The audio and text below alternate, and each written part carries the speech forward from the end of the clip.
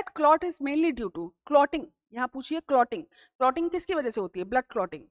तो blood clotting में क्या फैक्टर होते हैं? ब्लड क्लॉटिंग, ब्लड क्लॉटिंग में क्या फैक्टर होते हैं? फाइब्रिन होता है। फाइब्रिन कौन रिलीज करता है? ब्लड क्लॉटिंग कैसे होती है? क्या लिखते हैं हम? ये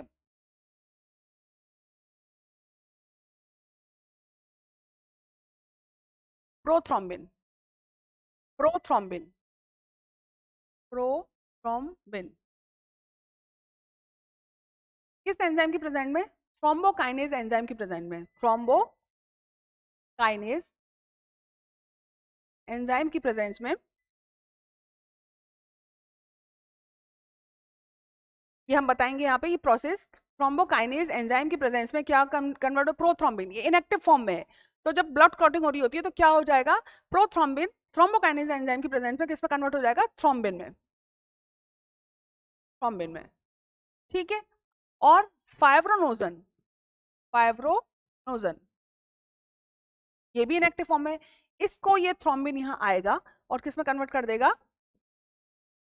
फाइब्रिन में, फाइब्रिन में। फाइब्रोनोजन को किस में कन्वर्ट कर देगा? फाइब्रिन में। ठीक है, ये ब्लड क्लॉटिंग चलती है इस तरीके से। ठीक है, अब उन्होंने पूछा blood clot is mainly due to, तो किसकी वजह से हो रहा है ये? फाइब्रिन और कार्पसल्स। हिपेरिन और कार्पसल्स, हिपेरिन तो एंटीकोगुलेंट है ना। प्लाज्मा प्लस थ्रोम्बोसाइट्स ये भी नहीं हो सकता है, प्लाज्मा आगे आ गया तो प्लाज्मा के संग तो हो ही नहीं सकता। ठीक है, थ्रोम्बोसाइट्स भी नहीं हो सकते हैं यहाँ पर। कहाँ थ्रोम्बोसाइट? कार्पसल्स आएगा आपका। कार्पसल्स में आपकी तीनों चीजें आती है, तो फाइब्रिन कौन रिलीज करेगा आपका? इस तरीके से प्रोसेस चलेगी ब्लड क्लॉटिंग की, प्रोथ्रोम्बिन और थ्रोम्बोकाइनेज एंजाइम होगा जो थ्रोम्बिन में कन्वर्ट कर देगा फाइब्रोनोजन, फिर इस थ्रोम्बिन से किस में कन्वर्ट हो जाएगा? फाइब्रिन में। फाइब्रिन आ जाएंगे, थ्रेड लाइक स्ट्रक्चर बनना शुरू हो जाएगा, वहां पे क्लॉटिंग हो जाएगी।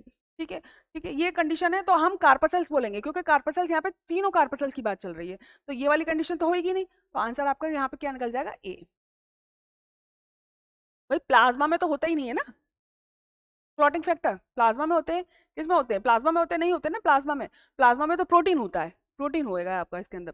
ठीक है, तो प्रोटीन सॉरी प्लाज्मा में क्या होता है? प्रोटीन होते हैं, लेकिन आरबीसी लिखा हुआ है इन्होंने यहाँ पे, आरबीसी यहाँ पे गलत हो गया कि प्लाज्मा में क्लॉटिंग फैक्टर तो है, तीनों आपके प्रोटीन मिलेंगे, लेकिन क्लॉटिंग फैक्टर के साथ आरबीसी कहाँ से आ गया इसमें? तो आरबीसी के संग तो होगा नहीं। Blood clot mainly due to किसकी वजह से? प्लाज्मा थ्रोम्बोसाइट की वजह से होता है? नहीं, ऐसा नहीं है।